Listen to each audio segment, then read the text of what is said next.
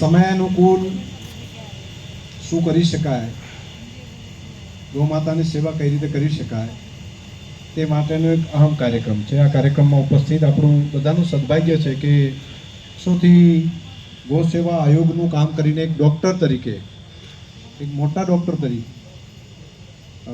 MD doctor તરીકેનું કામ કરતાં પણ MS ડૉક્ટર તરીકે કામ કરતાં પણ ગૌ માતાનું કામ ખૂબ સરસ કરે છે એવા ડૉક્ટર વલ્લભભાઈ કથિરિયા જેઓ પૂર્વ કેન્દ્રીય મંત્રી પણ છે. આપણે બધા એક વખત એમને તાલીઓથી વધાવો કે આ કાર્યક્રમમાં વિશેષ અહીંયા આવ્યા છે કથિરિયા સાહેબ. બાકી બધા મહેમાનો છે અહીંયા, આપણા રાજસ્થાનના વિધાયકજી છે, આપ સવિકા અલગ અલગ ફિલ્ડમાં બાપજીથી કરી, ડૉક્ટર સાહેબથી કરી અહીંયા બેઠા છે બધા. અહીંયા દાતાશ્રીઓ છે, આ વિધાયક રાજસ્થાનથી આવ્યા છે, એમને પણ આપણે અભિનંદન આપીએ. સાબડાજી, અને એ પણ ખૂબ સરસ કામ કરે છે. ત્યાં ગૌ માતાના કામ માટે પણ એમનું ગ્રુપ જે છે, એમની કંપની અહીંયા કામ કરે છે, સેવાનું કામ કરે છે, એમના પણ પૂરી અભિનંદન બધાને. બાપજીને તો છોગારામજી મહારાજને તો બધા આપણે સૌ ઓળખીએ. આજનો કાર્યક્રમને હું વિશેષ એ રીતે કહું છું કે આ એક મૂળ પાયાનું કામ કરી રહ્યા છે. પૂજ્ય દત્તસરણાનંદજી મહારાજે ચાલુ કર્યું હતું એક ગૌ સેવાનું કામ. એમની સાથે રહીને શ્યામજી અને એમણે બધાએ કામ ત્યાં કર્યું, અને આજે એક ભાભરના આંગણે એમણે નવીન પ્રયોગો ઊભા કર્યા ગૌશાળાઓ સાથે રહીને. હું આજથી 2 વર્ષ પહેલાં અહીંયા આવ્યો હતો, 2-3 વર્ષ પહેલાં, કદાચ 3-1 વર્ષ પહેલાં, અને મેં જોયું કે આ એક અદ્ભુત કામ કરી રહ્યા છે. R&D કરવું એ સહેલું નથી હોતું. આવું R&D કરવાનું કામ કોઈ પણ મોટી કંપની હોય તો એના બહુ મોટો પ્રોફિટ જેને થતો હોય એ લોકો રિસર્ચની અંદર પૈસા ખર્ચી શકે, પરંતુ રૂપિયો પણ ના હોય અને પોતે એવો સંકલ્પ કરે કે હું R&D કરીશ. અદ્ભુત કામ છે, બહુ અદ્ભુત કામ. અને એમાં સક્સેસ જશે કે કેમ એનો પ્રશ્ન હોય માથે, અને પૂરા દેશનું એક R&D કરવાનું કામ અહીંયા ચાલતું હોય તો શ્યામજીભાઈ આપને ખૂબ હૃદયથી અભિનંદન આપું છું, પૂરી ટીમને. અને તમને જે સહયોગ કરવાવાળી ટીમ છે ને એમને પણ અભિનંદન આપું છું બધાને, જેમણે આર્થિક સહયોગ કર્યો હોય, જેમણે મોરલી સહયોગ કર્યો હોય, એ બધાને બાપજી આપણે આજના તબક્કે અભિનંદન આપવા પડે બધાએ.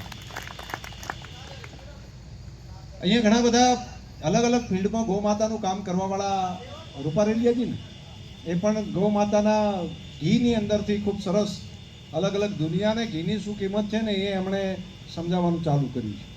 તો એ માટે પણ તમને અભિનંદન. ડૉક્ટર સાહેબ અહીંયા બેઠા છે. મિત્રો, હું ભાગ્યશાળી છું કે મારે ઘરે ગૌ સેવા કરવાનો મને વારસામાં મને મળ્યું.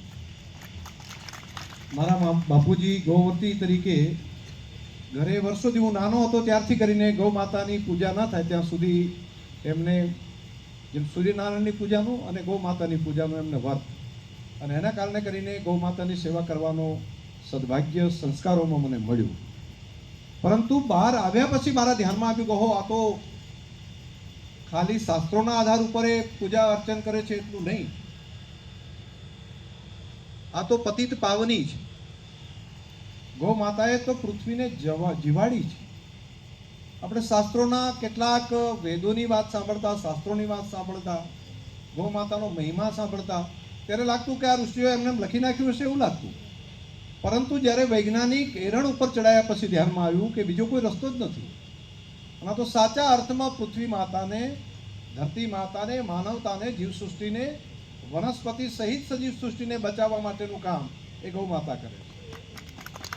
કઈ રીતે કરે છે હું તમને, મારે હમણાં ભારતની સૌથી મોટી લેબ ડૉક્ટર સાહેબ આપણે બનાસકાંઠાની અંદર, ભારતની પ્રથમ લેબ જમીનની જીવંતતા ચેક કરવા માટેની દુનિયામાં જે 3-4 લેબો છે ને એમાંની એક બનાસકાંઠામાં તળાજમાં આપણે કરી છે.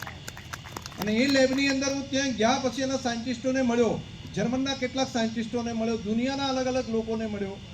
એ પછી ધ્યાનમાં આવ્યું કે ધરતી આટલા વર્ષોથી, આટલી સદીઓથી આ પૃથ્વી અનાજ પેદા કરે છે, વૃક્ષો પેદા કરે છે, છોડવા પેદા કરે છે, જેના કારણે પ્રાણીઓ, પંખીઓ, મનુષ્ય બધા જીવે છે. તેને જીવાડવા પાછળ જો કોઈ હોય તો ધરતી માતાનો ખોરાક શું?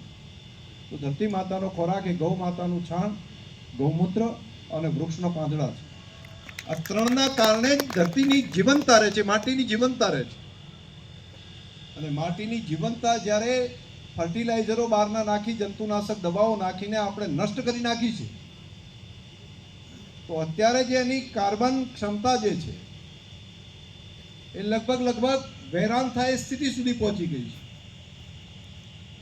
એવા સમયની અંદર એને જીવંત ફરી કરવી હોય તો એને બચાવવા માટે શું કરવું?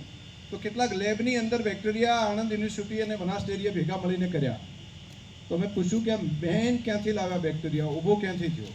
તો કીધું કે ગાયના ગટ્સની અંદર એના આંતરડા હોય ને એમાંથી છાણ દ્વારા નીકળેલો આ બેક્ટેરિયા છે મૂળ. એને પછી લેબની અંદર ડેવલપ કરવાનું કામ કર્યું અને એને મલ્ટિપલ કરવાની વ્યવસ્થા કરી. તો પછી ધ્યાનમાં આવ્યું કે ગૌ માતાના છાણની અંદર ને ગૌમૂત્રની અંદર તો એટલા હજારો મિનરલ્સ છે, જેની અંદર એવા જૈવિક તત્વો છે કે જે માટીની જીવંતતાને જીવંત કરે છે. બહારથી જે ખાતર નાખીએ છીએ ખેડૂત મિત્રો, એમાં આપણે એવું સમજવાનું કે કોઈ નશો કરે તો એટલો ટાઈમ તો એનો નહો થાય, પણ એના કારણે કરીને એનો ખોરાક ના ગણાય.